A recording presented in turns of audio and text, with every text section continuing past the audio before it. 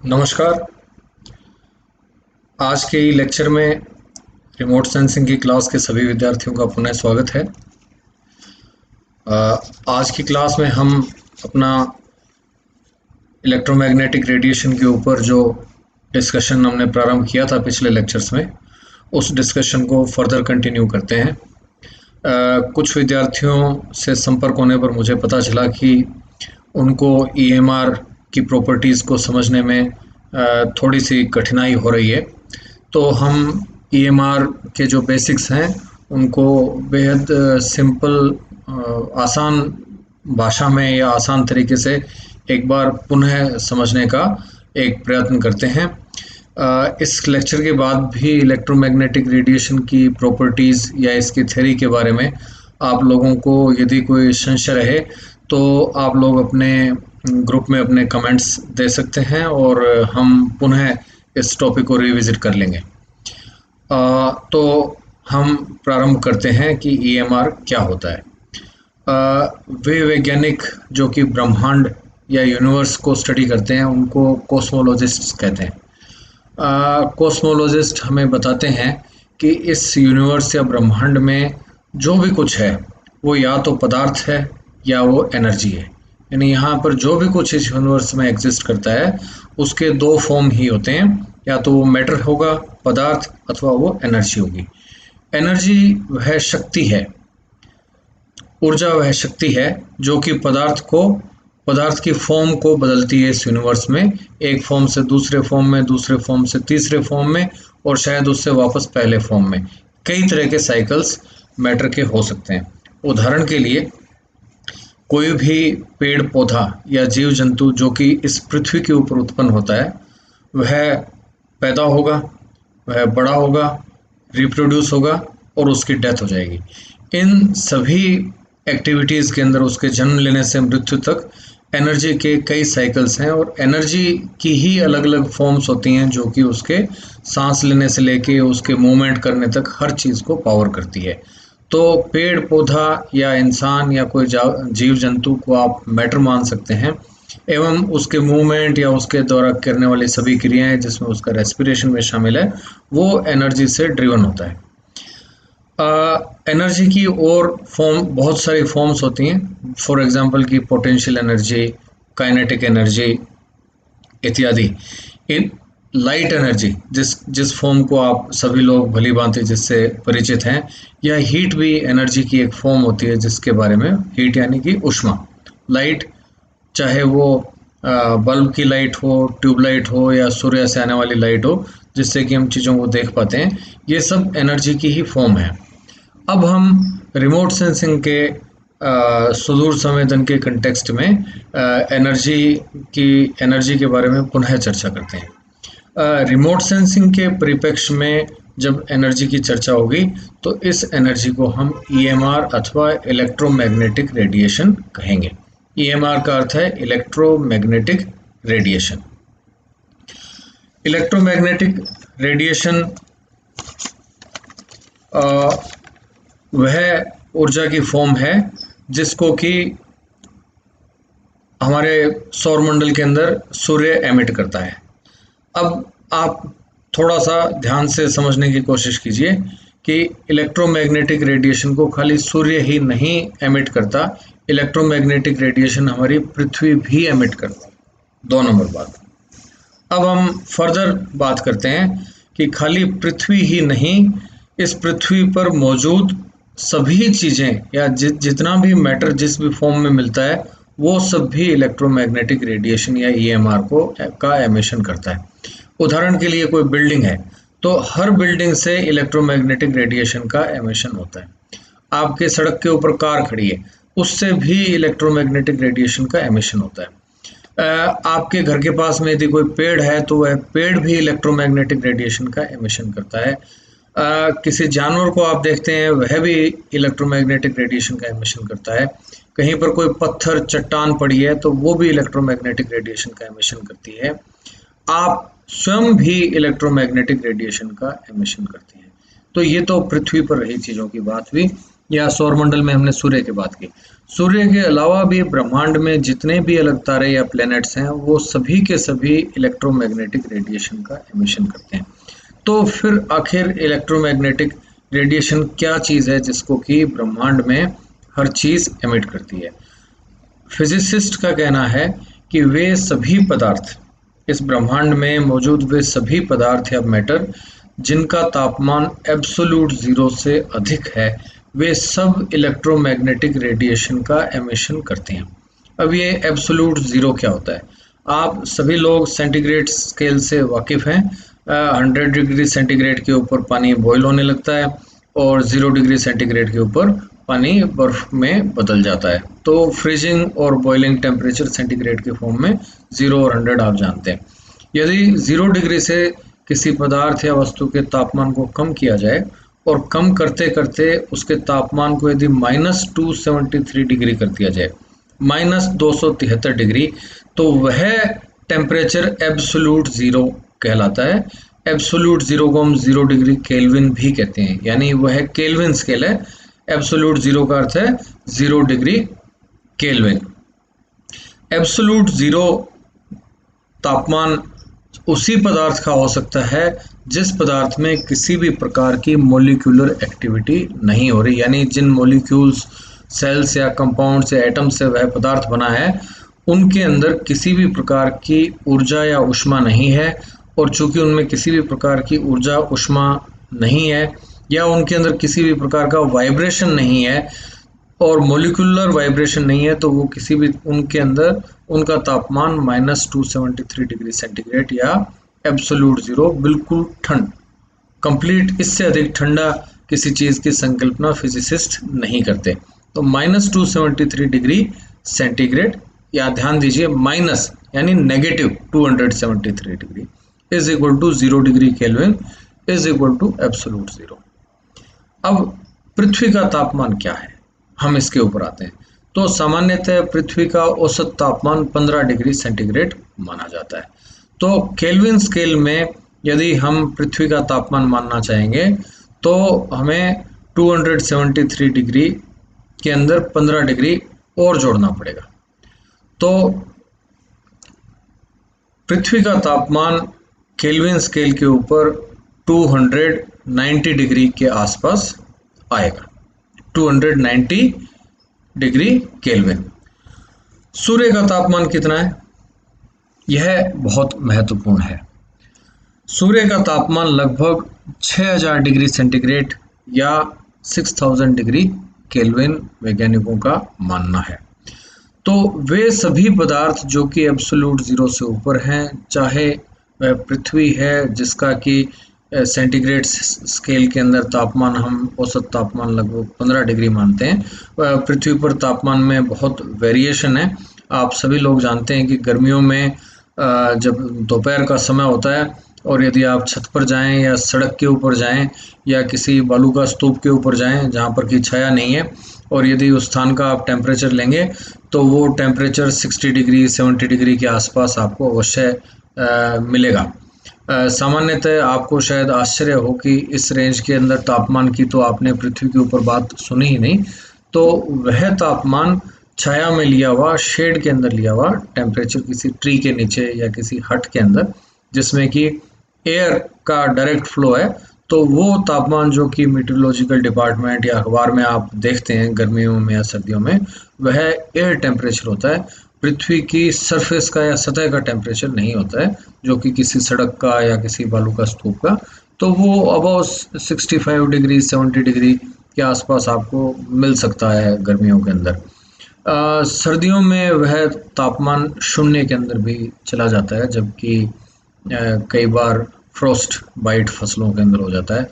और यदि हम ठंडे या शीत प्रदेशों में या पर्वतीय प्रदेशों में जाएं जहां पर कि स्नोफॉल खूब होता है, तो उन स्थानों पर तो सतह का तापमान हमेशा ही सर्दियों के अंदर स्नोफॉल होने के बाद में 0 डिग्री से नीचे नीचे ही रहेगा। अब हम तापमान की यहाँ क्यों बात कर रहे हैं, मैं अगले लेक्चर में तापमान के और इलेक्ट्रोमैग्नेटिक रेडिएशन के बीच में संबंध जो है उसके ऊपर विस्तार से चर्चा करूँगा। फिलहाल के लिए आप इतना ही समझिए कि जैसा हमने अभी एक चर्चा की थी कि वे सभी वस्तुएं जिनका तापमान एब्सोल्यूट जीरो से ऊपर है, वे सब इलेक्ट्रोमैग्नेटिक रेडिएशन को एमिट करती हैं। अब जिस वस्तु का जितना अधिक तापमान है, वह उतना ही अधिक इलेक्ट्रोमैग्नेटिक रेडिएशन एमिट करेगी। फिर से समझिए, जिस भी वस्तु का तापमान एब्सोल्यूट जीरो से जितना अधिक है, मान लीजिए किसी किसी वस्तु का तापमान 1000 डिग्री है, तो वह किसी अन्य वस्तु जिसका तापमान की 100 डिग्री सेंटीग्रेड है के मुकाबले बहुत ज़्यादा इलेक्ट्रोमैग्नेटिक रेडिएशन का एमिशन करेगी। हमारी पृथ्वी की सतह का तापमान लगभग जो तापमान है वह 15 डिग्री है, औसत तापमान। और सन के सरफेस का जो तापमान है वह 6000 डिग्री सेंटीग्रेड है। तो सूर्य हमारी पृथ्वी के मुकाबले बहुत ज़्यादा अमाउंट में सोलर रेडिएशन का एमिशन करता है। अब हम EMR की एक नेक्स्ट प्रॉपर्टी के ऊपर आते हैं कि चाहे EMR पृथ्वी के सरफेस से यानी 15 डिग्री सेंटीग्रेड के सरफेस से एमिट हो रहा हो, या किसी बर्फीले क्षेत्र से जो कि -10 डिग्री जहाँ सतह का तापमान है, या वह सूर्य की सतह से एमिट हो रहा हो, उसके ट्रैवल करने की स्पीड स्पेस के अंदर सेम ही रहती है। वह स्पीड लगभग 3 लाख किलोमीटर पर सेकंड है। इस स्पीड के ऊपर सूर्य से एमिट होने वाला सोलर रेडिएशन या इलेक्ट्रोमैग्नेटिक रेडिएशन हमारी पृथ्वी पर लगभग 8 मिनट 20 सेकंड के अंदर आता है। तो इतनी देर के अंदर इलेक्ट्रोमैग्नेटिक रेडिएशन सूर्य की सतह से जब पृथ्वी पर पहुंचता है तो वह लगभग 150 मिलियन किलोमीटर का डिस्टेंस को कवर करता है, या 15 करोड़ किलोमीटर की दूरी को कवर कर लेता है। तो हम पुनः लौटते हैं कि आप EMR की वो फॉर्म्स जिनसे फेमिलियर हैं, वो लाइट है अथवा हीट है।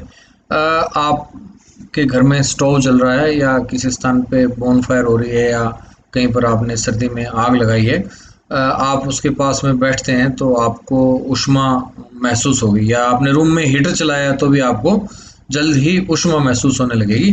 तो उष्मा को आप देख नहीं सकते, उष्मा को आप देख नहीं सकते, मगर आप महसूस कर सकते हैं। तो वो भी एक इलेक्ट्रोमैग्नेटिक रेडिएशन की फॉर्म है। मैं क्यों उष्मा की चर्चा कर रहा हूँ कि आपको सामान्यतः EMR की जब हम बात करते हैं तो लाइट की हम बात करें तो लाइट के बारे में आप सब फेमिलियर हैं। टॉर्च की लाइट हो चाहे कार की लाइट हो, उससे रात के अंधेरे में दिखता है, और दिन में सूर्य से आने वाली रोशनी से सारी की सारी चीज़ें दिखती है। तो EMR की जो लाइट की फॉर्म में EMR आता है उस सब से हम भली भांति परिचित हैं। मगर जब EMR दूसरे फॉर्म्स में आता है, जैसे कि हीट एनर्जी की फॉर्म में, तो आप उसको अपनी आंखों से नहीं देख पाते।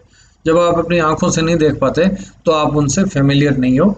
हीट या उष्मा एक ऐसा फॉर्म है जिसको कि आप डायरेक्टली देखते तो नहीं हो, मगर बिना देखे महसूस कर सकते हो।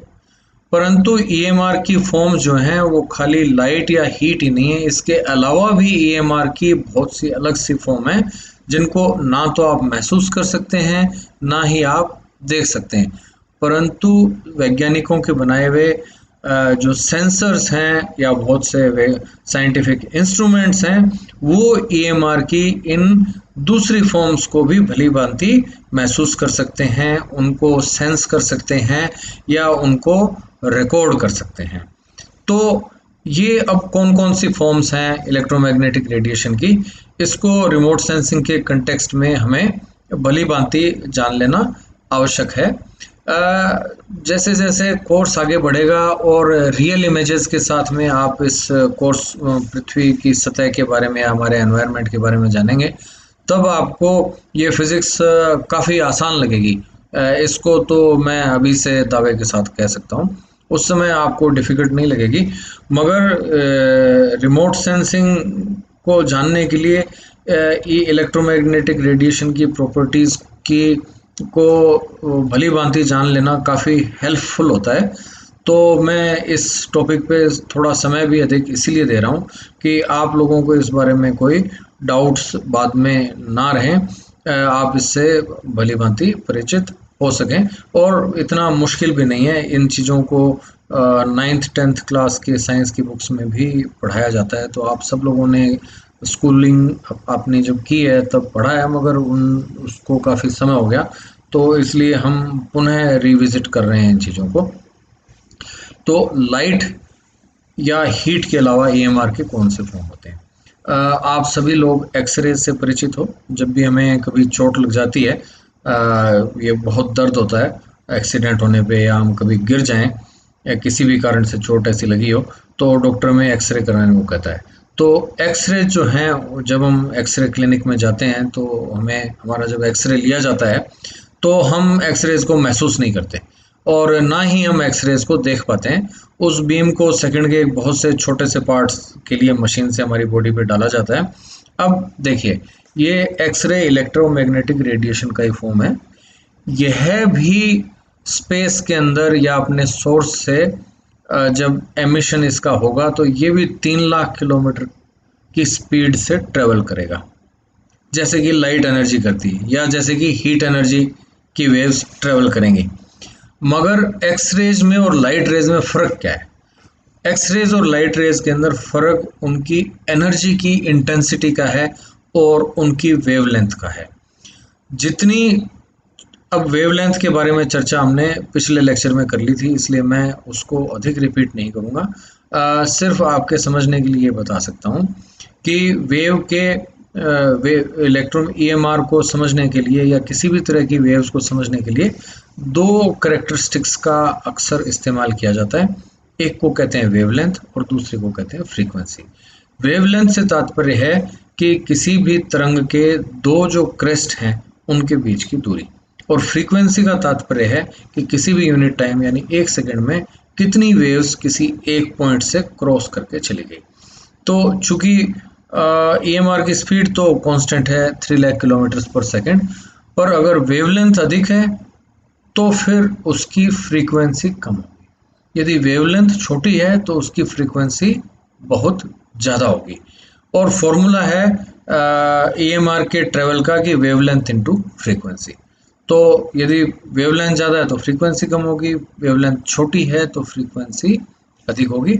वेवलेंथ को हम लैम्डा साइन से डेजिग्नेट करते हैं, और फ्रीक्वेंसी को हम हर्ट्ज से डेजिग्नेट करते हैं।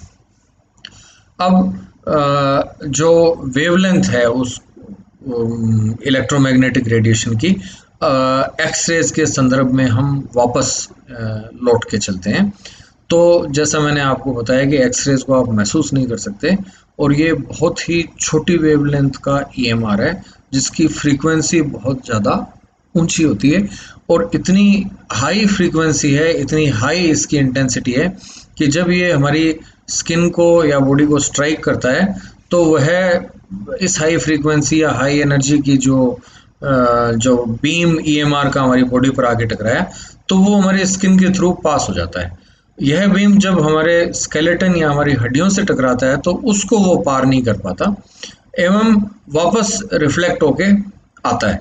उस रिफ्लेक्टेड रेडिएशन को एक्सरे मशीन का कैमरा या उसका सेंसर पुनः कैप्चर करता है, और यदि कहीं हड्डी में हमारे क्रैक है तो वो आइडेंटिफाई कर पाने में सफल होता है कि यहाँ पर हड्डी स्मूथ नहीं है या एक कांस्टेंट सरफेस नहीं है, इसके बीच में ब्रेक है कहीं ना कहीं। तो इस तरह से एक्सरे मशीन ईएमआर की रिफ्लेक्टेड ईएमआर की स्टडी करके यदि हमारे शरीर में कहीं हड्डियों में कोई दिक्कत है तो उसको बता सकता है। तो X rays high intensity energy या ईएमआर का एक फॉर्म हुआ। एक्स